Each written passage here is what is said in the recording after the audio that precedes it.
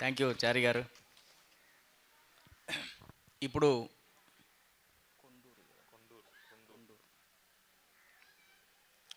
కొండూరు శ్రీకాంత్ గారు 2007 నుంచి మరి పత్తిసారి యొక్క ఈ మహాప్రపంచంలో ఒక పెద్ద దివ్యే ఆయన.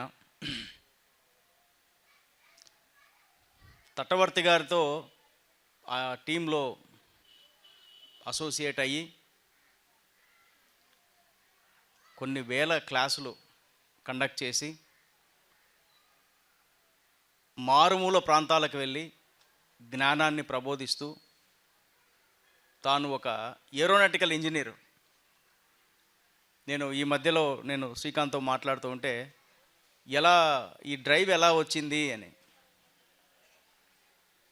తను ఏరోనాటికల్ ఇంజనీరింగ్ చేసిన తర్వాత సత్యం తెలుసుకోవాలన్న కోరిక ఆయనకు ప్రజ్వలించడము, గురువుని కలుసుకోవడము, ఆ తర్వాత జీవితాన్ని డెడికేట్ చేయడం, ధ్యానానికి జీవితాన్ని అంకితం చేయాలని చెప్పి ఆయన నిర్ణయించుకోవడము, పర్పస్ ఆఫ్ లైఫ్ ఒక మంచి ఇంజనీర్గా. ఏరోనాటికల్ ఇంజనీర్ అంటే ఫ్లైట్ ఇంజనీర్స్ వాళ్ళు చాలా మంచి సెటిల్మెంటు డబ్బు పరంగా తీసుకుంటే. కానీ తన జీవితాన్ని ఈ విధంగా మౌల్డ్ చేసుకొని, ఈ విధంగా మార్చుకొని సారు యొక్క సేవలో, గురువు సేవలో, ప్రపంచ సేవలో, సమాజ సేవలో సేవ ఉంది. కానీ సేవలో తనను తాను ఉద్ధరించుకుంటూ ఆ ప్రయాణంలో పక్క వాళ్ళకి తన జీవితాన్ని వెలుగునిస్తూ, తను తాను వెలుగునిస్తూ అపారమైన ప్రయాణం చేసిన వ్యక్తి కొండూరు శ్రీకాంత్. ఈ మధ్యలో ఆయన అందరూ కూడా ఇంటి పేరు కూడా మార్చేశారు, తటవర్తి శ్రీకాంత్ అని అంటారు. తటవర్తి గారితో అసోసియేట్ అయ్యి ఉన్నారు కాబట్టి నా ఫోన్లో కూడా తటవర్తి శ్రీకాంత్ అనే ఉంటుంది. ప్రయాణంలో సజ్జన సాంగత్యము, ధ్యానము, స్వాధ్యాయము, సజ్జన సాంగత్యం అనే ట్రయాంగిల్ ఎప్పుడైతే సార్ గీశారో ఎంత ఇంపార్టెంట్ అంటే, పక్క వాళ్ళ అనుభవాలు తెలుసుకుంటే కానీ మనం ఎక్కడున్నామో తెలియదు. బుద్ధుడు చెప్తాడు, ఎవరు చెప్పినా గుడ్డిగా నమ్మొద్దు, నువ్వు సాధన చేయి, సాధన చేసిన తర్వాత అదే సాధన చేసిన వాడితో మాట్లాడు, రిజల్ట్ నీకు అర్థమవుతుంది అంటాడు. Compare your efforts with the same efforts of already who is practicing. కాబట్టి కంపేర్ చేసి తెలుసుకో, ఆల్రెడీ ఆ సాధనలో ఉన్నోడిని అడిగి తెలుసుకో, నువ్వు సాధన చేయి, గుడ్డిగా నమ్మొద్దు, నువ్వు సాధన చేసి నువ్వు తెలుసుకోమని చెప్తాడు. అలా శ్రీకాంత్ తను సొంతంగా తెలుసుకొని, స్వానుభవం పొందిన తర్వాత తన జీవిత గమ్యాన్ని మార్చుకొని అంకితమయ్యి, పిఎస్ఎస్ఎంకి అంకితమయ్యి తను తాను తెలుసుకోవాలన్న ప్రయాణంలో ఎంతో ప్రయాణం చేసి వేలాది మందికి జ్ఞానాన్ని అందిస్తూ ఆయన ప్రయాణం సాగిస్తూ ఉన్నారు. వారు ఈరోజు మనతో ఉన్నారు ఇక్కడ. మరి వారి సందేశాన్ని దయచేసి విపులంగా, క్షుణ్ణంగా, ఇంకా చెప్పాలంటే టేక్ మోర్ టైం చెప్పవలసిందిగా నేను కోరుకుంటున్నాను. శ్రీకాంత్ గారు. Thank you sir. ముందుగా ఈ ధ్యానాన్ని, జ్ఞానాన్ని మనకు అందించినటువంటి గురువు గారు బ్రహ్మర్షి పత్రిజీ, ఆ మహానుభావుడికి ఒకసారి గట్టిగా చప్పట్లు. మరి నా విషయానికి వస్తే, నా పేరు శ్రీకాంత్, నాది పాత మహబూబ్ నగర్ జిల్లా, ప్రస్తుతం వనపర్తి జిల్లా, కిల్లా గన్పూర్ మండల్, సోలిపూర్ మా ఊరు. మరి కర్నూలు మాస్టర్లే అక్కడ 40 రోజులు అక్కడ యోగుల సమాధులు ఉన్నాయని ధ్యాన బోధ, ధ్యాన శిక్షణ నిర్వహించారు. చివరి 4 రోజుల్లో చివరి 2 రోజులు నేను తటవర్తి వీర్రాఘవరావు గారి క్లాసులు విని ఈ ధ్యానంలోకి రావడం జరిగింది. మరి ఇందాక పరమేశ్వర రెడ్డి సార్ చెప్పినట్లు తటవర్తి రాఘవరావు గారి ద్వారా నేను వచ్చాను. తర్వాత రాజలక్ష్మి మేడం గారు కూడా నా గురువు అయ్యారు. మరి వారి ద్వారా నేను వచ్చాను కాబట్టి తటవర్తి దంపతులకి, వారికి కూడా ఒకసారి గట్టిగా మరి ఈరోజు విషయానికి వస్తే చంద్రశేఖర్ శర్మ గారు, నేను 2011 వైజాగ్ ధ్యాన మహాచక్రంలో వైజాగ్లో మరి ఆ కార్యక్రమంలో పాల్గొన్నప్పుడు పత్రి గారు ఏం చేశారు అంటే నవవిధ ధర్మాలు చెప్పడం జరిగింది. నవవిధ ధర్మాలు చెప్తూ చంద్రశేఖర్ శర్మ గురించి ఎగ్జాంపుల్ చెప్పాడు. ఏ ధర్మంలో చెప్పాడు? నవవిధ ధర్మాల్లో వినయ ధర్మం. వినయ ధర్మం గురించి బోధిస్తూ సారు ఎవరి పేరు ప్రస్తావించారు అంటే చంద్రశేఖర్ శర్మ గారి పేరు ప్రస్తావించారు. మరి పిరమిడ్ మాస్టర్లు ఎంతో వినయంతో ఉండాలి అని చెప్పి చంద్రశేఖర్ శర్మ గారి గురించి చెబుతూ మరి ఆయన వేడి నీళ్ళు పెట్టుకున్నాడు. స్నానం చేద్దామని వేడి నీళ్ళు పెట్టుకుంటే ఆ వేడి నీళ్ళు తీసుకెళ్తూ ఉంటే తెలియకుండా ఏమైంది అంటే ఆ వేడి నీళ్ళు ఆయన పైన పడిపోయి శరీరం అంతా కూడా బొబ్బలు వచ్చేసాయంట.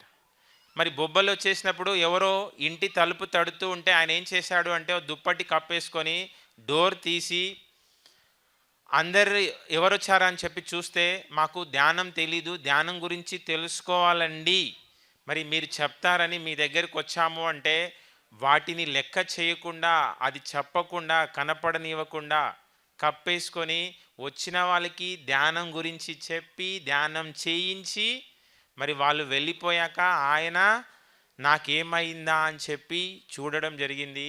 అలా వినయ ధర్మం అని చెప్పి మన సొసైటీలో అంత వినయంగా ఉండేవాళ్ళు ఎవరు అంటే చంద్రశేఖర్ శర్మ గారు అని ఆయన గురించి నేను 2011లో వైజాగ్లో పత్రి గారి నోటి నుంచి విన్నాను. తర్వాత మా గురువుగారు కూడా చెప్పారు, తటవర్తి గారు, మరి పత్రి గారు మొదలుపెట్టిన బ్యాచ్లో ఆయన మొదలు ప్రస్తావించే వాళ్ళ పేర్లలో ఈ చంద్రశేఖర్ శర్మ, పరమేశ్వర్ రెడ్డి గారు వీళ్ళ పేర్లు ఉండేవయ్యా, ఆయన ఎప్పుడు 4 పేర్లు చెప్పేవాడు అని చెప్పి కూడా మరి మా గురువు గారి నోటి నుంచి విన్నాను. ఆయన చివరి క్షణాలలో నేను ఆయన్ని బుద్ధా పిరమిడ్లో చాలా రోజులు ఆయనతో గడపడము, ఆయనతో ఉండడం జరిగింది. మరి ఇప్పుడు ఆయన అమృతోత్సవంలో ఉన్నాం కాబట్టి మరి ఆయన గురించి మనం తెలుసుకోవాలి. మరి ఆయన లేకపోయినా కొన్ని వందల మంది ఆయన దగ్గరికి వచ్చారు అంటే అది శక్తివంతుల జ్ఞానవంతుల యొక్క గొప్పతనం. మరి మనం ఎన్ని లక్షలు సంపాదించాము, ఎన్ని కోట్లు సంపాదించాము అనేది కాదు ముఖ్యం, మనం ఎంతమందికి ఆదర్శంగా నిలిచాము అనేది కావాలి. మరి అందులో భాగంగా రాము గారు, మరి పరమేశ్వర్ రెడ్డి గారు ఈ స్థానిక వాసులు. మరి నేను కూడా ఒక పల్లెటూరు నుంచే రావడం జరిగింది. మరి అన్ని సొసైటీలు ఏంటి అంటే ఆ దేశం వెళ్ళాయి, ఈ దేశం వెళ్ళాయి అని చెప్తాయి, కానీ పల్లెటూర్లలో అద్భుతంగా ఏదైనా ఉంది అంటే అది ఖచ్చితంగా పిరమిడ్ స్పిరిచువల్ సొసైటీ అని చెప్పొచ్చు. మరి అన్ని ఆధ్యాత్మిక సంస్థలు ఎప్పుడో ఒకసారి హడావిడి చేస్తాయి, కానీ పిరమిడ్ స్పిరిచువల్ సొసైటీ ఏంటి అంటే నిరంతరం హడావిడి చేస్తూనే ఉంటుంది. ఈ మధ్య పరమేశ్వర్ రెడ్డి గారిని నేను తటవర్తి వీర్రాఘవరావు గారికి పరిచయం చేయడం జరిగింది. నేను పరమేశ్వర్ రెడ్డి గారిని పత్రి సార్తో ఎన్నోసార్లు చూశాను, కానీ సార్తో ఈ మధ్య దాదాపు 1 సంవత్సరం 2 సంవత్సరాల నుంచి ఎక్కువగా కలవడము తిరగడము చేయడం జరిగింది. మరి నేను తటవర్తి గారిని ఇంతవరకు కలవలేదయ్యా అని చెప్పి అన్నప్పుడు మరి సార్ దగ్గరికి నేను తటవర్తి సార్ దగ్గరికి తీసుకొని వెళ్ళడం జరిగింది. మరి అప్పుడు కూడా చెప్పారు తటవర్తి గారు, పత్రి గారు 4 పేర్లు చెప్పేవాళ్ళయ్యా, ఆ పేర్లలో మీ పేరు కూడా ఉంది. మరి పత్రి గారు పరమేశ్వర్ రెడ్డి గారిని అన్నారంట, మీరు సొసైటీ మొదటి నుంచి ఇప్పటి వరకు అహంకారం లేకుండా ఉన్నారు. ఆయన నన్ను ఏరోనాటికల్ ఇంజనీర్ అని చెప్పి పరిచయం చేశారు. మరి పరమేశ్వర్ రెడ్డి గారు ఏం చేస్తారో అందరికీ తెలుసా? ఏం చేస్తారు సారు? తిన్నారా? మధ్యాహ్నం భోజనం చేశారా లేదా? సార్ ఏం చేస్తారో తెలుసా? తెలుసు కదా. మరి నేను దాదాపు ఒక 2 సంవత్సరాల నుంచి సార్ని చాలా దగ్గరగా చూస్తున్నాను. ఆయనకి ఎంతసేపు ఇవ్వడమే తెలుసు కానీ ఆయనకు అడగడం కూడా తెలీదు. మరి తటవర్తి గారిని ఆయన కలిసినప్పుడు జగన్నాథ గట్టు ఏ రకంగా డెవలప్మెంట్ చేశారు అని చెప్పి ఆ ఫైల్స్ అన్నీ చూస్తే మరి తటవర్తి గారు చెప్పడం జరిగింది, మీరు చాలా కష్టపడ్డారు, చాలా వర్క్ చేశారు, మీరు చేసిన వర్క్ చూసే నాకు ఆశ్చర్యం వేస్తుంది, ఇది చాలా మంచి ప్రాజెక్టు, పత్రి గారు దీనిపైన ఎంతో దృష్టి పెట్టడం జరిగింది. ఖచ్చితంగా సక్సెస్ అవుతుంది. మీరు ధైర్యంగా ముందుకు వెళ్ళండి. మరి అది దేవాదాయ శాఖ ల్యాండు. మనం ఇప్పుడు ఏం చేస్తున్నాము అంటే పిరమిడ్ సేవా దల్కి హెడ్ క్వార్టర్స్ చేయడం జరుగుతుంది. మరి ఒక ఆదర్శవంతంగా భవిష్యత్తులో దాన్ని తీర్చిదిద్దబోతున్నాము. మరి ఆ రకంగా మరి ఇక్కడ స్థానికంగా ఉన్న రాము గారికి, మరి పరమేశ్వర రెడ్డి గారికి, ఇంతసేపు మనం సందేశం విన్న చారి గారికి, వీరికి కూడా ఒకసారి గట్టిగా చెప్పండి. మరి పాల్గొన్న ఆత్మ బంధువులు మన అందరికీ కూడా ఒకసారి గట్టిగా చప్పట్లు. సరే, నేను ఇప్పుడు టాపిక్లోకి వస్తాను. కొంచెం నేను ఏదైనా అడిగినప్పుడు మీకు చెప్పండి, అవునో కాదు అనేది నేను చెప్తాను. ఇప్పుడు చూడండి, మనం లోకంలో ఎప్పుడు ఏది తీసుకున్నా ఎలా ఉండాలి అంటే వినోదాత్మకంగా ఉండకూడదు, సందేశాత్మకంగా ఉండాలి. ఎలా ఉండకూడదు? వినోదాత్మకంగా ఉండకూడదు. మనం ఎప్పుడు ఏది తీసుకున్నా ప్రతి దాంట్లో ఏం చేయాలి? సందేశం ఏంటి అనేది తీసుకోవాలి.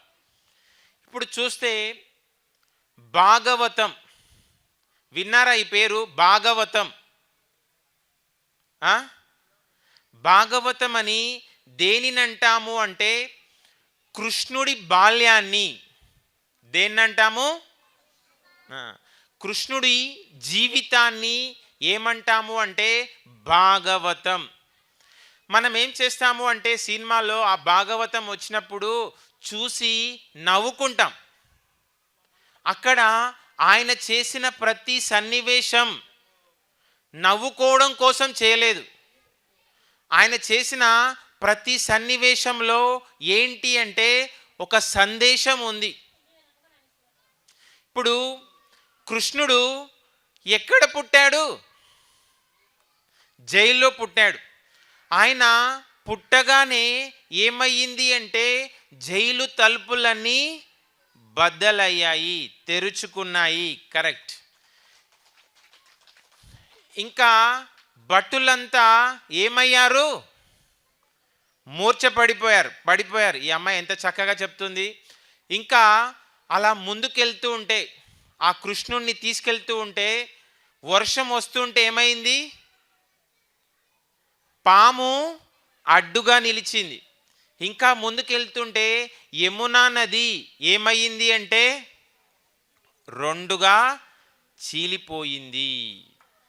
ఇక్కడ మనం ఇది చూసి నవ్వుకోవడం కాదు, ఇక్కడ మనం ఏం సందేశం తీసుకోవాలి? కృష్ణుడు జన్మ తీసుకున్నది దేనికోసము అంటే లోక కళ్యాణకరమైన పని కోసం ఆయన జన్మ తీసుకోవడం జరిగింది. ఎప్పుడైతే లోక కళ్యాణకరమైన పనులు అనేవి మనం చేస్తూ ఉంటామో అప్పుడు ఏమవుతుంది అంటే ప్రకృతి సహాయ సహకారాలు అనేవి మనకి లభిస్తాయి. మరి కృష్ణుడు జన్మ తీసుకున్నది దేనికోసం? లోక కళ్యాణం కోసం. ఆయన లోక కళ్యాణం కోసం జన్మ తీసుకున్నాడు కాబట్టి అక్కడ ఏం జరిగింది అంటే ఒక ప్రకృతి దేవత జైలు తలుపుల్ని బద్దలు కొట్టేసింది. ఇంకొక ప్రకృతి దేవత ఏం చేసింది అంటే అందరినీ మూర్ఛపోయేట్టుగా చేసింది. ఇంకొక ప్రకృతి దేవత వర్షం వస్తూ ఉంటే ఏమైంది?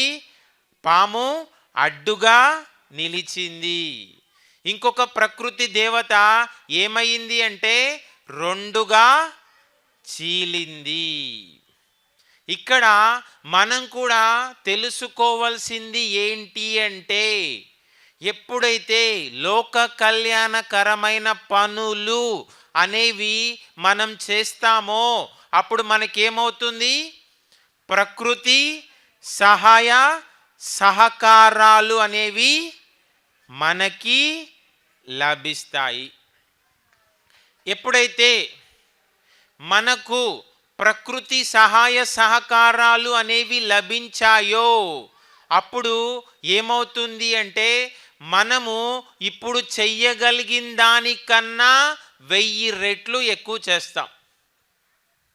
ఎప్పుడైతే వాళ్ళేమనుకుంటారో వీళ్ళేమనుకుంటారో అని చెప్పి మీరు చెయ్యవలసింది చెయ్యకపోతే ఏమవుతుంది అంటే ప్రకృతి నుంచి మనకు లభించే సహాయ సహకారాలు అనేవి లభించవు. అప్పుడు ఏమవుతుంది అంటే మనం మన శక్తితో మాత్రమే పనిచేయాలి. ఎప్పుడైతే ప్రకృతి సహాయ సహకారాలు అనేవి మనకు లభించాయో అప్పుడు మనం ఏం చేస్తాము అంటే ఇప్పుడు చెయ్యగలిగిన దానికంటే 1000 రెట్లు ఎక్కువ చేయగలం. దీని గురించి మా గురువు గారు తటవర్తి వీర్రాఘవరావు గారు చెప్తారు. ఏం చెప్తారు అంటే పత్రి గారు ఎవరండి?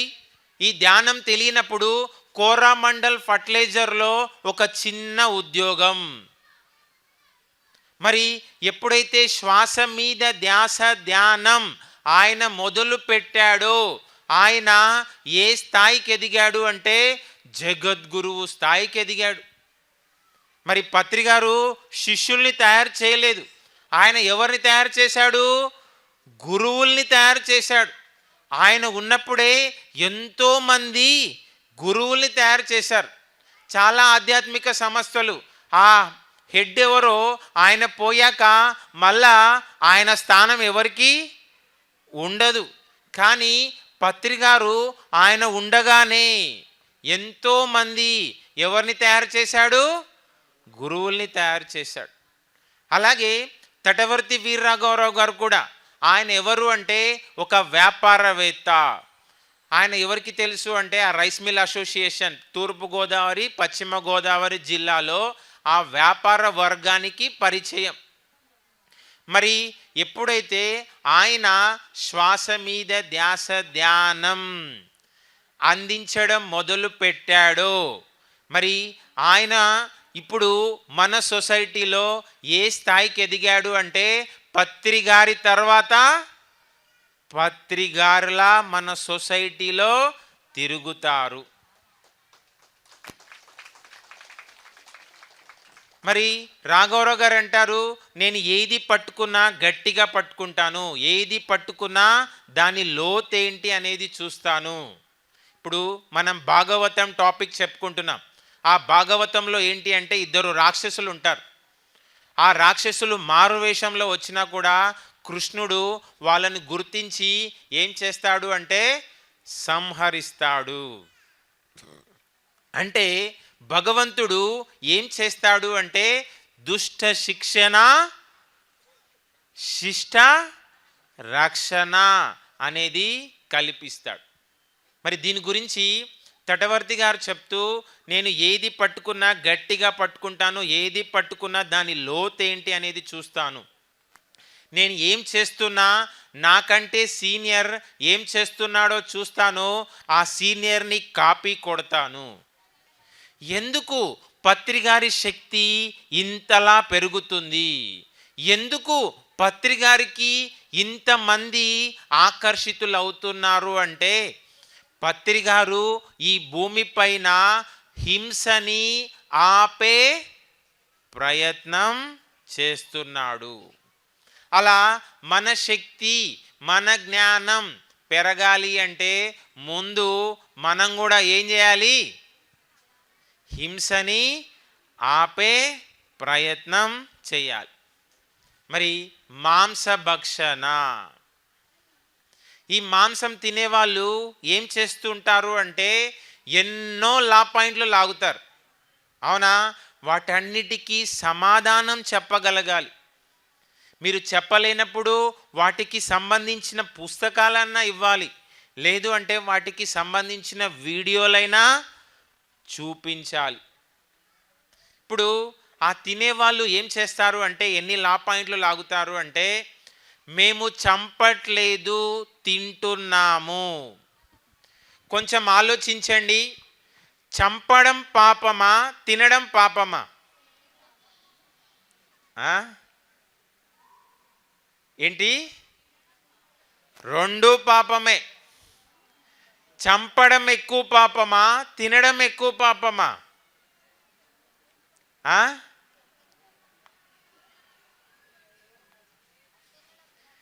తినడమే ఎక్కువ పాపం. తినేవాళ్ళు ఉంటేనే చంపేవాళ్ళు ఉంటారు, తినేవాళ్ళు లేకపోతే చంపేవాళ్ళు ఉండరు. తింటున్నారు కాబట్టి చంపుతున్నారు, తినకపోతే ఎవరు చంపరు. మన సంఘాలలో ఎవరు మాంసం తినరు. మన సంఘాలలో చంపే వాళ్ళు ఉంటారా? ఉండరు. తింటున్నారు కాబట్టి చంపుతున్నారు, తినకపోతే ఎవరు చంపరు. ఇంకా ఏమంటారు అంటే తినకపోతే పెరిగిపోవా. కొంచెం ఆలోచించి చెప్పండి. పెంచి తింటున్నారా, పెంచినవి తింటున్నారా? కొంచెం ఆలోచించి చెప్పమన్నా ముందే, ఊరికే చెప్పమనిలే. నేను చెప్పడం కన్నా ముందు ఏం చెప్పినా ఆలోచించి చెప్పమన్నా. పెంచి తింటున్నారా, పెంచినవి తింటున్నారా?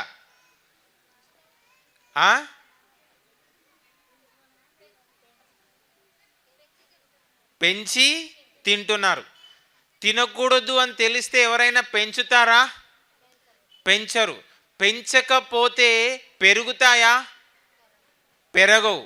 పెంచుతున్నారు కాబట్టి పెరుగుతున్నాయి, పెంచకపోతే పెరగవు.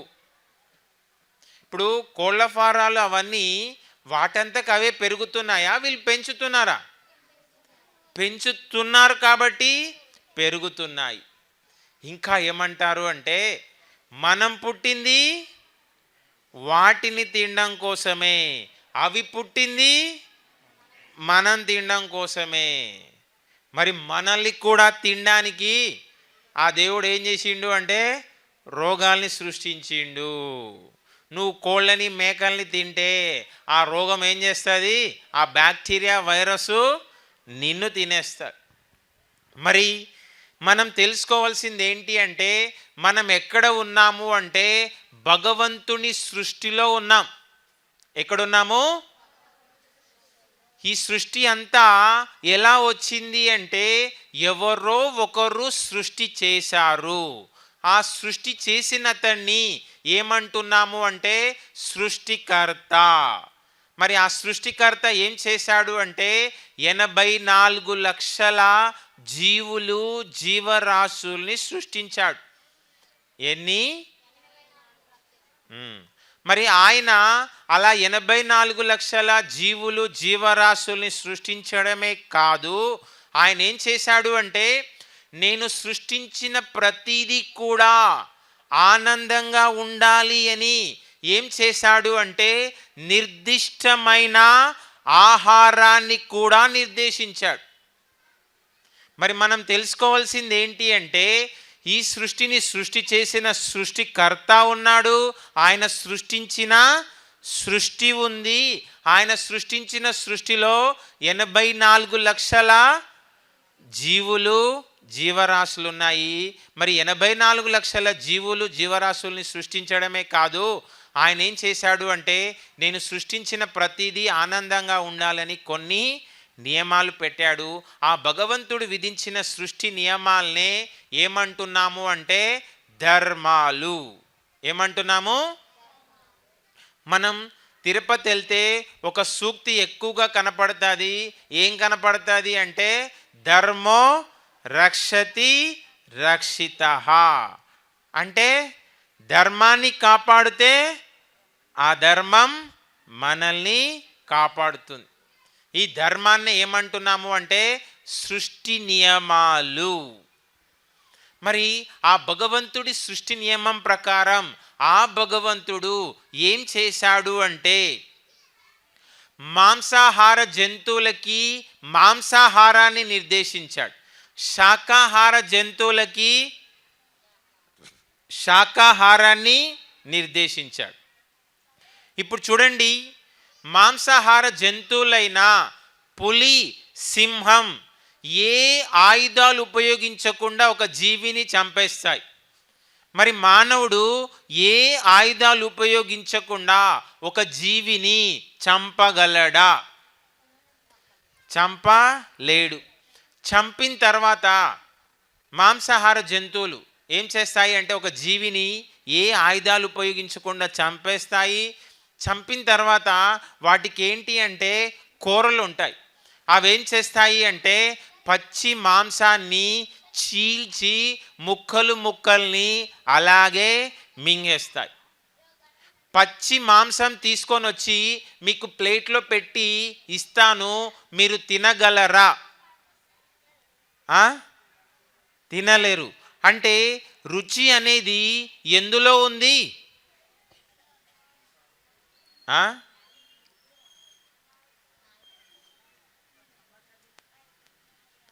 రుచి అనేది ఎందులో ఉంది?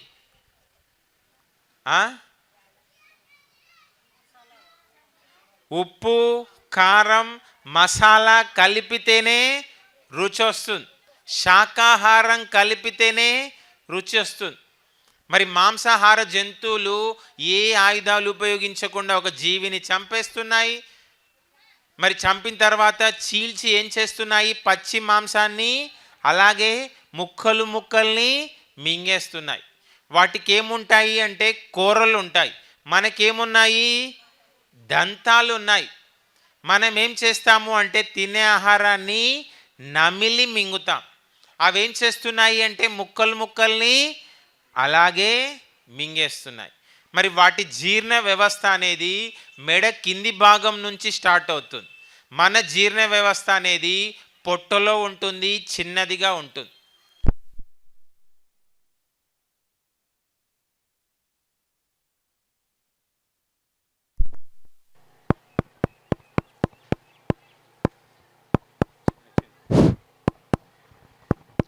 తిన్న ఆహారాన్ని అసంపూర్తిగా జీర్ణం చేస్తుంది.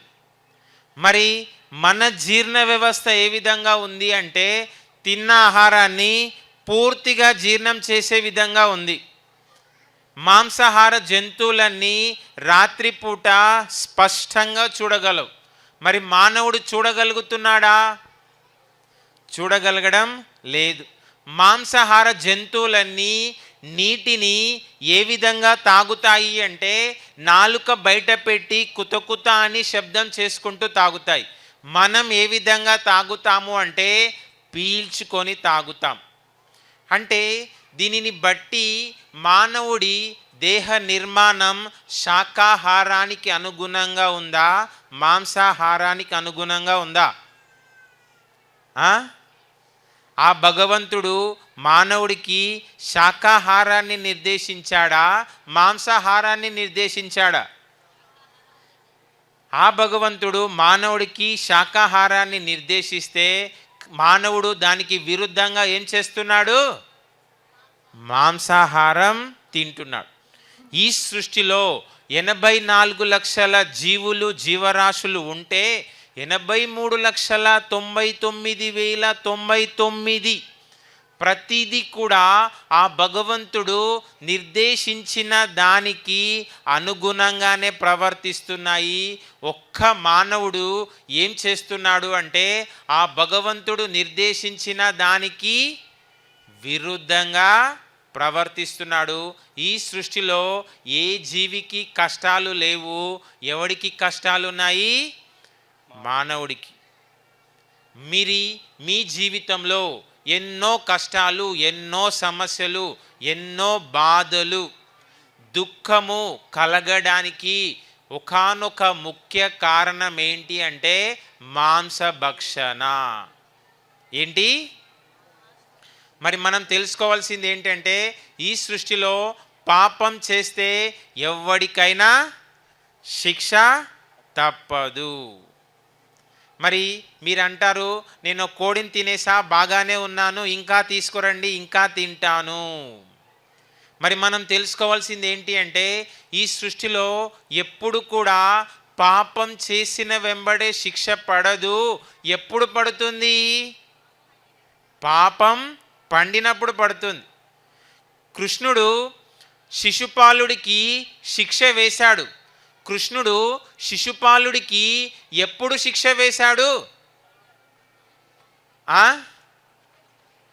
100 తప్పులు చేశాక. 10 తప్పులు చేస్తూ ఉన్నా చూస్తూ కూర్చున్నాడు, 50 తప్పులు చేస్తూ ఉన్నా చూస్తూ కూర్చున్నాడు, 90 తప్పులు చేస్తూ ఉన్నా చూస్తూ కూర్చున్నాడు. 100వ తప్పుకి ఏమైంది? ఆయన తలకాయ ఎగిరిపోయింది.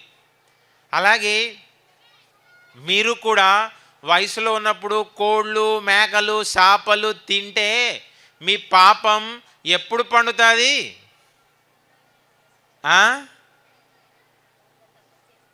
ముసలితనం వచ్చాక.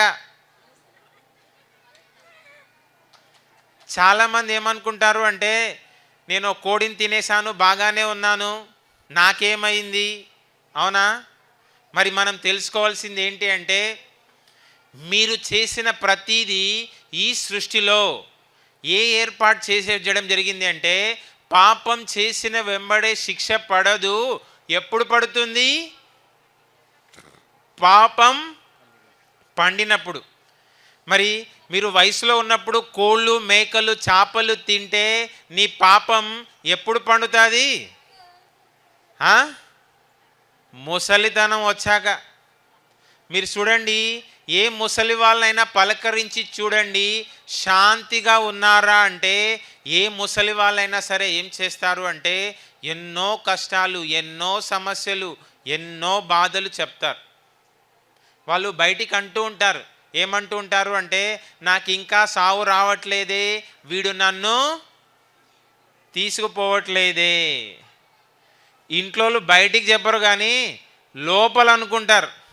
ఏమనుకుంటారు అంటే, వీడు ఇంకా పోడు, వీడు పోవట్లేదు, మా పని చేసుకోనివ్వట్లేదు, వీడు ఎప్పుడు పోతాడా, మా పనులు ఎప్పుడు చేసుకోవచ్చా. మరి ముసలితనంలో అన్ని రకాల కష్టాలు అనుభవించడానికి కారణం ఏంటి అంటే, వయసులో ఉన్నప్పుడు ఎన్నో కోళ్ళు, ఎన్నో మేకలు, ఎన్నో చేపలు తినడమే. ఈ మధ్య మా గురువుగారు తటవర్తి గారు మలేషియా వెళ్ళారు. అక్కడ ఆడవాళ్ళు అర్ధరాత్రి ఒంటరిగా కూడా ప్రయాణం చేయగలరు. అక్కడ పోలీసుల అవసరం కూడా లేదు. అక్కడ కరెంటు పోతుంది అని కూడా ఎవరికి తెలియదంట. మీరు అడ్రస్ చెప్తే చాలు, డైరెక్ట్ ఇంటికి వెళ్ళిపోవచ్చు. అంటే ఆ రూట్ మ్యాప్ అనేది అంత క్లియర్గా ఉంటుంది. ఆ దేశంలో అన్నీ బాగానే ఉన్నాయి, కానీ ఒకటే పెద్ద సమస్య. ఆ దేశంలో ఏంటి పెద్ద సమస్య అంటే, 60 సంవత్సరాల వయసు దాటిన వాళ్ళని ఎవరు చూసుకుంటారు అంటే గవర్నమెంట్ చూసుకుంటుందంట. గవర్నమెంట్కి వాళ్ళని పోషించడం చాలా చాలా కష్టంగా ఉందంట. మరి ఆ దేశంలో అక్కడ అలా ఎందుకు జరుగుతుంది అంటే, వాళ్ళు ఏం చేస్తున్నారు అంటే పాకే వాటిని అన్నిటినీ తినేస్తున్నారంట. తేళ్ళు, పాములు, బల్లులు, వీటన్నిటినీ తినడం వల్ల వాళ్ళ పాపం ఎప్పుడు పండింది? ముసలితనం వచ్చాక పండింది. మరి మనం తెలుసుకోవాల్సింది ఏంటి అంటే, సృష్టిలో పాపం చేస్తే ఎవరికైనా శిక్ష తప్పదు. మరి పాపం చేసిన వెంబడే శిక్ష పడదు. ఎప్పుడు పడుతుంది? పాపం పండినప్పుడు పడుతుంది. అలాగే ఎటువంటి పాపం చేస్తే అటువంటి శిక్ష. ఆ కోడిలో కూడా కొంతమందికి ఏంటి అంటే జాయింట్లు అంటే బాగా ఇష్టం. అవునా? జాయింట్లు అంటే బాగా ఇష్టంగా తింటే ఏమవుతుంది? జాయింట్ పెయిన్స్ వస్తాయి, మోకాళ్ళ నొప్పులు వస్తాయి. నీకు లివర్ అంటే బాగా ఇష్టంగా తింటే నీ లివర్ ఏమవుతుంది? ఫెయిల్ అవుతుంది. నీకు తలకాయ అంటే బాగా ఇష్టంగా తింటే నీకేమవుతుంది అంటే మైగ్రేన్ హెడేక్ వస్తుంది. కోళ్ళ ఎముకలు ఇరిస్తే ఏమవుతుంది అంటే యాక్సిడెంట్లు అయ్యి మన ఎముకలు ఇరుగుతాయి. కోళ్ళ చర్మ నొలుస్తే డాక్టర్లు ఏం చేస్తారు అంటే మన చర్మ నొలుస్తారు. ఎంత ఇబ్బందిగా ఉందో. ఎవరికైనా ఈ మధ్య ఆవకాయ చూస్తే నోరు రాలి, కానీ అందరికి ఏం చేస్తుంది అంటే కోడిని చూస్తే నోరు ఊరుతుంది. రామచంద్ర, ఆవకాయ చూస్తే నోరూరాలా, కోడిని చూస్తే నోరూరులా? ఆవకాయ చూస్తే నోరూరట్లేదు. ఏం చూస్తే నోరూరుతుంది? కోడిని చూస్తే. ఇప్పుడు మామిడికాయని ముక్కలు ముక్కలు చేసి ఏం చేస్తారు అంటే ఆవకాయలో కలుపుతారు. ఆ ఆవకాయలో కలిపితే ఆ మామిడి ముక్కల నుంచి ఊట కారుతుంది. ఆ ఊట కారితే అదేమవుతుంది? మామిడి ఆవకాయ. ఇప్పుడు ఏమొచ్చింది అంటే కొత్తగా చికెన్ ఆవకాయ ఏమొచ్చింది? ఇప్పుడు చూడండి, ఓ కోడిని ముక్కలు ముక్కలుగా చేసి దేంట్లో పోస్తున్నాడు? ఆవకాయలో పోస్తున్నాడు. ఇప్పుడు మీరు చూడండి, ఎప్పుడైనా శవాన్ని కాలుస్తున్నప్పుడు ఎంత ఎండు కట్టెలు పెట్టి శవాన్ని కాల్చినా శవం కాలదు. ఎందుకు కాలదు? నీరు కింద పడుతుంది, ఊట. దాన్ని ఏమంటారు? ఇప్పుడు మామిడి ముక్కల నుంచి వస్తే ఏమంటున్నాము? మామిడి ఊట. ఇప్పుడు చికెన్ని ముక్కలు ముక్కలు చేస్తే ఆ చికెన్ శవం నుంచి ఏమొస్తుంది? నీరు వస్తుంది, ఊట. ఆ ఊటనే మీరేం చేస్తున్నారు? లొట్టలు వేసుకొని తింటున్నారు. ఆ శవం నుంచి కారే ఊట. అలా శవం నుంచి కారే ఊటని, చికెన్ ముక్కల నుంచి కారే ఊటని ఏమంటున్నాము? చికెన్ ఆవకాయ. మరి ముందు మనం ధ్యానం చేసినా చేయకపోయినా ఏం చేయకూడదు? మాంసం తినకూడదు. మరి మనం తెలుసుకోవాల్సింది ఏంటి అంటే ఈ సృష్టిలో పాపం చేస్తే ఎవరికైనా శిక్ష తప్పదు. మరి పాపం చేసిన వెంబడే శిక్ష పడదు. ఎప్పుడు పడుతుంది? పాపం పండినప్పుడు. అలాగే ఎటువంటి పాపం చేస్తే అటువంటి శిక్ష. ఇప్పుడు నేను ఇంతసేపు మాట్లాడుతున్నా, నేను బాగానే మాట్లాడుతున్నానా? నన్ను ఇట్లా ట్రైనింగ్ ఇచ్చిన ఆయన ఎవరు? తటవర్తి వీర రాఘవరావు గారు. ఆయన మనకి ఈ నెల మన దగ్గరలో 23వ తారీఖు ఆదోని ఆదివారం యాడికి వస్తున్నాడు? ఆదోని. 24వ తారీఖు జగన్నాథ గట్టు. ఎక్కడికి వస్తున్నాడు? జగన్నాథ గట్టు. మరి మీరంతా తప్పకుండా 23 నాడు ఎక్కడికి రావాలి? 24 నాడు జగన్నాథ గట్టు రండి. మీకు మీ జీవితంలో ఎన్నో విషయాలపైన ఎంతో అవగాహన కల్పిస్తారు. పత్రి గారిని ఆయన ఏం చేశాడు అంటే 100% స్టడీ చేశారు. అవునా? మీరు ఈరోజు చంద్రశేఖర్ శర్మ అమృతోత్సవంలో ఇక్కడికి వచ్చారు. అవునా? భోజనాలు అయ్యాకనే సగం మంది వెళ్ళిపోయినారు.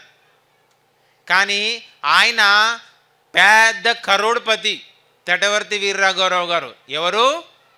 ఆయన ఏం చేశాడు అంటే కొన్ని కోట్ల వ్యాపారాలు పక్కన పెట్టేసి అన్నీ కూడా ధ్యాన ప్రచారం అని చెప్పి 22 సంవత్సరాల నుంచి నిరంతరాయంగా ఇందులోనే ఆయన తిరగడం జరుగుతుంది. కాబట్టి తప్పకుండా అందరూ ఆ కార్యక్రమంలో పాల్గొనండి. మరి మనం భాగవతం కృష్ణుడు అంటే ఒక మనిషి కింద లెక్కేస్తున్నాము. మరి మనం కృష్ణుడు అంటే ఏమని తెలుసుకోవాలి అంటే కృష్ణుడు అంటే మానవుడు కాదు, భగవంతుడు. ఇప్పుడు మనం భగవద్గీత తీసుకుంటే భగవద్గీతని పారాయణం చేయాలా, పాటించాలా? పాటించాలి అని బాగానే చెప్తున్నారు. మరి పాటిస్తున్నారా, పారాయణం చేస్తున్నారా? మరి ఇప్పుడు చూడండి, భగవద్గీత ఎవరెవరి మధ్య జరిగింది అంటే కృష్ణుడు, అర్జునుడు.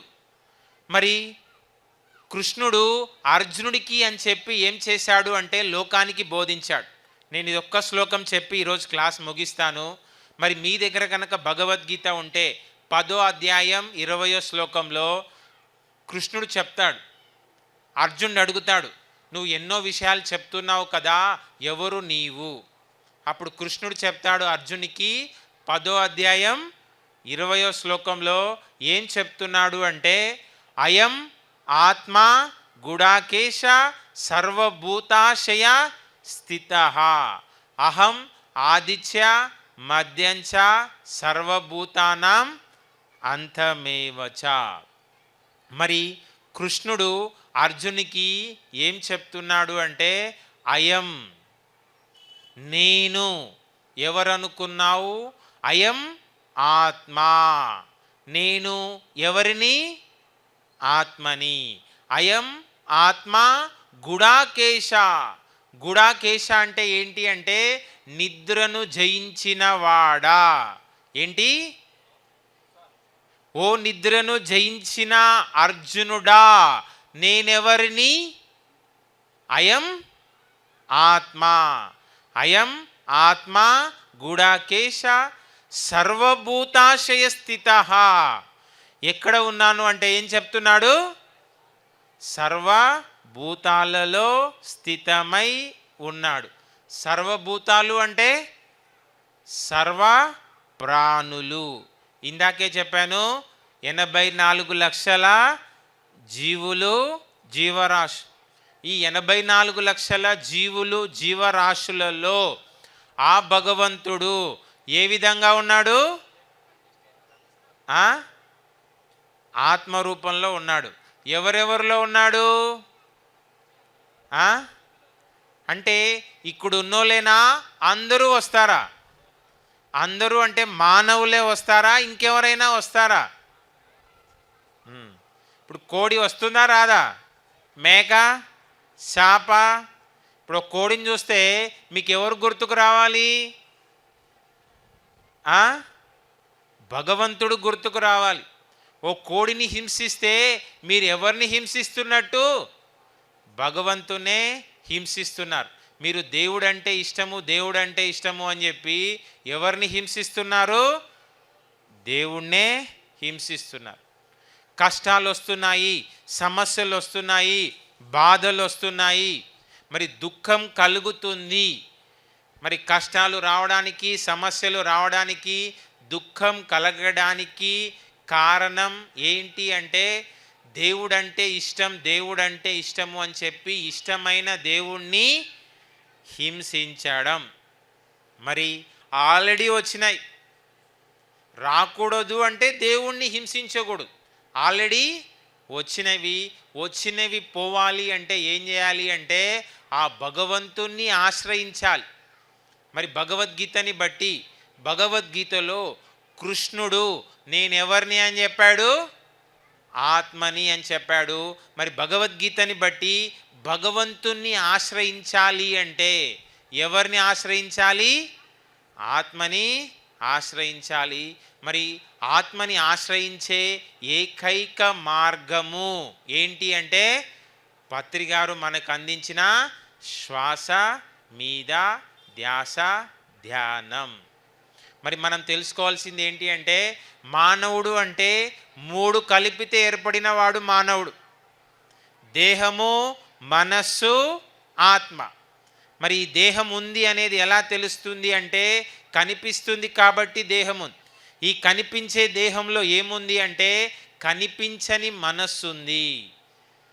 మనస్సు ఉంది అనేది ఎలా చెప్పగలుగుతున్నాము అంటే ఆలోచనలు చేస్తున్నాం కాబట్టి మనస్సు. ఇప్పుడు నేను మీకు చెప్తాను, కళ్ళు మూసుకొని 2 నిమిషాలు కోతిని గుర్తు తెచ్చుకోవద్దు అంటాను. కళ్ళు మూసుకొని 2 నిమిషాలు కోతిని గుర్తు తెచ్చుకోవద్దు అంటే ఇప్పుడు మీకు ఏం గుర్తుకొస్తుంది? కోతే గుర్తుకొస్తుంది. ఉదయం నుంచి ఎప్పుడైనా కోతి గుర్తుకొచ్చిందా? రాలేదు. కానీ ఇప్పుడు ఏం గుర్తుకొస్తుంది? మరి మనస్సు ఏం చేస్తుంది అంటే ఏదైతే చెయ్యొద్దు అంటూ ఉంటామో అదే చేస్తుంది. మరి కళ్ళు తెరిస్తే దేంతో ఉంటాము అంటే దేహంతో ఉంటాము. కళ్ళు మూస్తే దేంతో ఉంటాము? మనస్సుతో.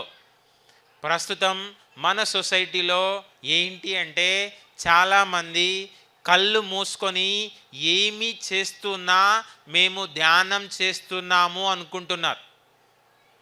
కళ్ళు మూస్తే ధ్యానం కాదు, మనసు మూస్తే ధ్యానం. ఇప్పుడు ఒక నామాన్ని జపించినా, ఒక మంత్రాన్ని జపించినా, మీరు భ్రూమధ్యం పైన దృష్టి పెట్టినా, మీరు చక్రాల పైన దృష్టి పెట్టినా, మీరు ఇష్టమైన గురువును స్మరిస్తూ ఉన్నా, ఇంకా మీరు మాట మీద ధ్యాస పెట్టినా, మీరు మ్యూజిక్ పైన ధ్యాస పెట్టినా, అదంతా కూడా ఏమవుతుంది అంటే మానసిక జపము, అది ధ్యానం కాదు. మరి ధ్యానం అంటే ఏదో చెయ్యడం కాదు, ఏమీ చెయ్యకపోవడమే ధ్యానం. నువ్వు దేహం ద్వారా ఏమీ చేయకూడదు, మనసు ద్వారా కూడా ఏమీ చేయకూడదు. అదే చెప్పారు పత్రి గారు, నోటిలోని మౌనము మనస్సులోని శూన్యం. నువ్వు ఎప్పుడైతే శ్వాస మీద ధ్యాస పెడుతూ ఉంటావో అప్పుడు ఏమవుతుంది అంటే మీ మనస్సు ఆలోచనలు లేని స్థితిలోకి వెళ్తుంది. మనస్సు ఆలోచనలు లేని స్థితిలోకి వెళ్తే అప్పుడు మనం ఎవరితో ఉంటాము? ఆత్మతో ఉంటాం.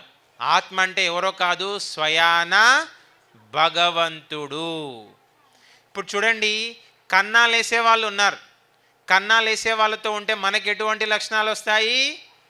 కన్నాలు వేయాలనే లక్షణాలు వస్తాయి. ఓ పేకాట ఆడే వాళ్ళతో ఉంటే పేకాట ఆడాలనే లక్షణాలు వస్తాయి. ఓ తాగుబోతుడితో ఉంటే తాగుబోతు లక్షణాలు వస్తాయి. ఒక మురికి గుంట దగ్గర ఉంటే ఏమవుతుంది అంటే ఆ కంపు వాసన వస్తుంది. మరి ఒక మల్లెపూ తోట దగ్గర ఉంటే ఏమవుతుంది అంటే ఆ సెంటు వాసన వస్తుంది. మరి ధ్యానం అంటే ఏంటి అంటే మన లోపలి భగవంతుడితో మనం ఉండడం. ఎప్పుడైతే మన లోపలి భగవంతుడితో మనం ఉంటామో అప్పుడు మనకేమవుతుంది? ఆ భగవంతుడి లక్షణాలు మీలో వస్తాయి. మరి ఆ భగవంతుడితో ఉండాలంటారా వద్దంటారా? కొద్దిసేపు మనం ఇప్పుడు ఆ భగవంతుడితో గడుపుదాము. సెల్ ఫోన్లు కట్టేయండి, కళ్ళద్దాలు తీసేయండి, వేళ్ళలో వేళ్ళు పెట్టుకోండి, కాళ్ళు రెండు క్రాస్ చేసుకోండి, కళ్ళు మూసుకోండి.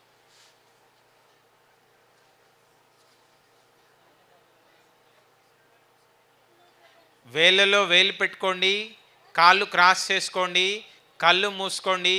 శ్వాస మీద ధ్యాస. ఎవరు మాట్లాడొద్దు.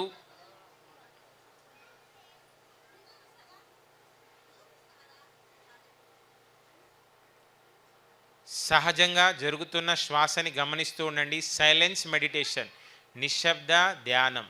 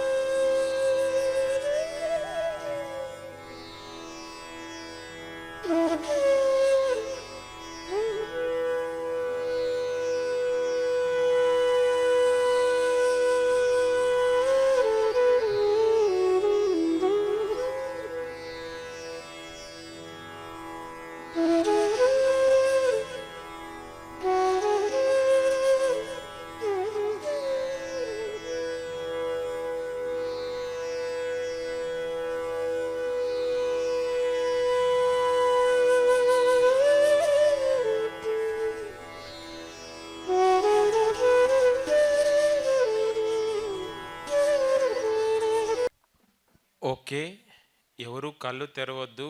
రెండు చేతులు విడదీసి రెండు అరచేతి వ్రేళ్ళు కళ్ళపై పెట్టుకుందాం. 5 seconds. 5 4 3 2 1 0. మెల్లిగా చేతులు తీస్తూ మెల్లిమెల్లిగా కళ్ళు తెరుద్దాం. ఒకసారి గట్టిగా చప్పట్లు.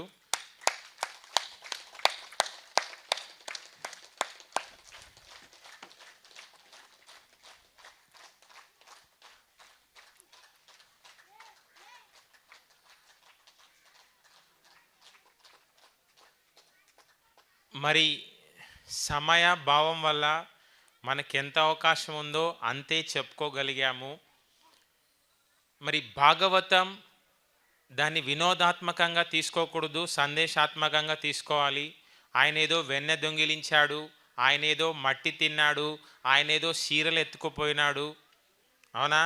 అవన్నీ విని నవ్వుకోవడానికి కాదు, ఆయన చేసిన ప్రతి దాంట్లో కూడా ఒక సందేశం ఉంది. ఆయన మట్టి తినాల్సిన అవసరం ఆయనకేమీ లేదు, ఆయనకేమీ వెన్న దొంగలించాల్సిన అవసరం కూడా ఆయనకు లేదు. దాని అంతరార్థం ఏంటి అనేది మనం తెలుసుకోవాలి.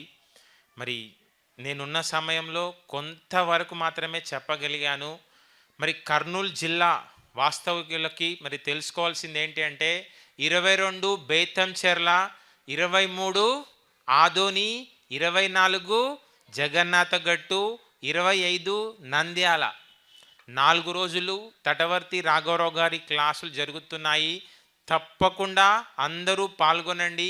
23 సాయంత్రం పత్తికొండ, 10 to 5 ఆదోని, తర్వాత 6 to 8 పత్తికొండ మరి పెద్దయ్య సార్ గారి ఇంటి దగ్గర సాయంత్రం ప్రోగ్రాం ఉంది, ఖచ్చితంగా రండి. మరి ఈ మార్గంలో మనం ఎదగాలి అంటే సరి అయిన ధ్యానం, శ్వాస మీద ధ్యానం చేయాలి. రకరకాల ధ్యానాలు అన్నవి ఏమీ లేవు, ఉన్నది ఒకటే ధ్యానం, శ్వాస మీద ధ్యానం. ఒక మూఢత్వంలో నుంచి బయటికి రావాలి అని చెప్పి మనం పిరమిడ్ స్పిరిచువల్ సొసైటీలోకి వస్తున్నాము. ఇందులోకి వచ్చి కూడా కొన్ని పొరపాట్లు చేస్తున్నాము. పత్రిగారు చాలా క్లియర్గా చెప్పారు, ధ్యానం దేనికోసం చేయాలి అంటే ధ్యానం కోసమే ధ్యానం చేయాలి, ఇంకొక దానికోసం కాదు. ఇక్కడ నా చేతిలో ఒక పుస్తకం ఉంది, మీకు పరిచయం చేస్తాను. గైడింగు ధ్యానం ఎందుకు కాదు. ఇందులో పత్రిగారు రాసిన అప్పో దీపో భవ, ఆనాపాన సతి, శ్వాస విజ్ఞాన జ్యోతి, ఆత్మశాస్త్రం 4 పుస్తకాలు అనుబంధంగా ఇవ్వడం జరిగింది. మళ్ళీ ఆ 4 పుస్తకాలని బేస్ చేసుకొని తటవర్తి గారు వివరణ ఇవ్వడం జరిగింది. ఇది 120 పేజీలు ఉంది. దీని రేటు కూడా 120 రూపాయలు పెట్టారు. కానీ ప్రస్తుతం మన సొసైటీ రాంగ్ ట్రాక్లో నుంచి రైట్ ట్రాక్లోకి తీసుకురావాలి అంటే మన ముందున్న వజ్రాయుధం ఈ పుస్తకం. గైడింగు ధ్యానం ఎందుకు కాదు. 120 రూపాయలు పెట్టిన ఈ పుస్తకాన్ని మనము ఇప్పుడు ఏం చేస్తున్నాము అంటే 30 రూపాయలకే ఇవ్వడం జరుగుతుంది. మా తపన ఏంటి అంటే ఈ జ్ఞానం అందరికీ వెళ్ళాలి. మరి గైడింగ్ ధ్యానం ఎందుకు కాదు అని ఒక బుక్కు. అలాగే తటవర్తి గారు ఈ మధ్య ఒక పుస్తకం రాశారు. ఏంటది అంటే మరణించక ముందుకే మరణించాలి. ఏంటి? మరణించక ముందుకే మరణించాలి అంటే దాని అర్థం ఏంటి అంటే బ్రతికుండగానే మరణం తర్వాత జీవితం గురించి తెలుసుకోవాలి.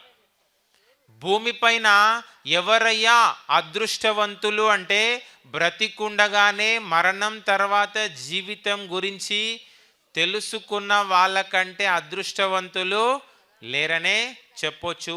చాలామందికి అద్భుతంగా ఉపయోగపడుతుంది. చాలామంది మరణం అంటే భయపడతారు, అది సహజం, అది ఎవరికైనా తప్పదు. మరి ఆ భయం అనేది పోవాలి అంటే ఖచ్చితంగా మరి మరణం తర్వాత జీవితం గురించి కూడా మీకు ఈ విషయాలన్నీ కూడా ఈ పుస్తకంలో తెలుస్తాయి. అలాగే ధ్యాన విద్యార్థి అని మన ఆనంద్ గారు రాశారు, పిఎంసి డైరెక్టర్. అవునా? ఇప్పుడు పిఎంసి ఛానల్ ద్వారా ప్రపంచమంతా వెళ్ళిపోతుంది. మరి పిఎంసి ఛానల్ ఎంతో కృషి చేస్తుంది ఈ ధ్యానాన్ని అన్ని వైపులా అందించడానికి. అందులో one of the director Anand గారు రాసిన బుక్ ధ్యాన విద్యార్థి. పిల్లలకి ఏ విధంగా ధ్యానం చెబితే అర్థమవుతుంది అనేది ఇందులో ఉంది. అలాగే ధ్యానం గురించి బేసిక్స్, ధ్యానం వల్ల లాభాలు, ధ్యాన అనుభవాలు, ఆనాపానసతి అని 3 పుస్తకాలు కలిపి ఒక పుస్తకం చేయడం జరిగింది. ఇది బేసిక్స్. అలాగే పత్రిగారు రాసిన ఇంకొక బుక్కు శ్వాస విజ్ఞాన జ్యోతి, విద్యార్థి జీవన క్రాంతి. మరి తల్లిదండ్రులు పిల్లల్ని ఎలా పెంచాలి, ధ్యానం పిల్లలకి ఎలా ఉపయోగపడుతుంది, ధ్యానం చేశాక ఎంతోమంది స్టూడెంట్సే స్వయంగా పత్రిగారిని కొన్ని ప్రశ్నలు అడిగారు. వాటన్నిటికీ స్వయంగా పత్రిగారే సమాధానం చెప్పారు. మరి పత్రిగారు ఏం చెప్పారు అనేది ఈ పుస్తకం కొన్ని లక్షలకి పైగా స్టూడెంట్స్కి, పేరెంట్స్కి వెళ్ళడం జరిగింది. ఇది 64 పేజీలు ఉంది, 60 రూపాయలు ఉంది. మీరు ఎక్కువగా తీసుకుంటాము అంటే 20 రూపాయలకే ఇవ్వడం జరుగుతుంది. శ్వాస విజ్ఞాన జ్యోతి, విద్యార్థి జీవన క్రాంతి. అలాగే ఇంకొక బుక్కు పత్రిజీ ప్రబోధాలు అని ఈ మధ్య రీసెంట్గా వచ్చింది. ఇందులో పత్రిగారు టాపిక్స్ అన్నీ కూడా 18 టాపిక్లు ఉన్నాయి. ప్రతి టాపిక్, ప్రతి విషయం వెనకాల పత్రిగారి బొమ్మ, ఏం చెప్పారు పత్రిగారు, ఆ టాపిక్ పేరు. అలాగే మీరు కెమెరాలో కనుక క్యూఆర్ కోడ్ కనుక స్కాన్ చేస్తే ఆ వీడియో వస్తుంది. మీకు ఆ వీడియో వినాలి అనుకుంటే డైరెక్ట్ వీడియో వినొచ్చు. లేదు ఆ వీడియోలో పత్రిగారు ఏం చెప్పారు అంటే ఇందులో చదవచ్చు. ఇది మల్టీ కలర్. మరి పత్రిగారు మన ముందు సశరీరంగా లేకపోయినా ఆయన జ్ఞానం ఇందులో నిక్షిప్తమైంది. ఇది ప్యూర్ పత్రిగారి నాలెడ్జ్. ఆయన వీడియోలన్నీ కూడా ఇలా పుస్తక రూపంలోకి తీసుకొని రావడం జరిగింది. టీమ్ జగద్గురువు వాళ్ళు, మరి దానికి నరేంద్ర ఆసూరి గారి చూసుకోవడం అనేది జరుగుతుంది. ఇది మల్టీ కలర్లో ఉంది. 220 పేజీలు మనకి 300 రూపాయలకే ఇవ్వడం జరుగుతుంది.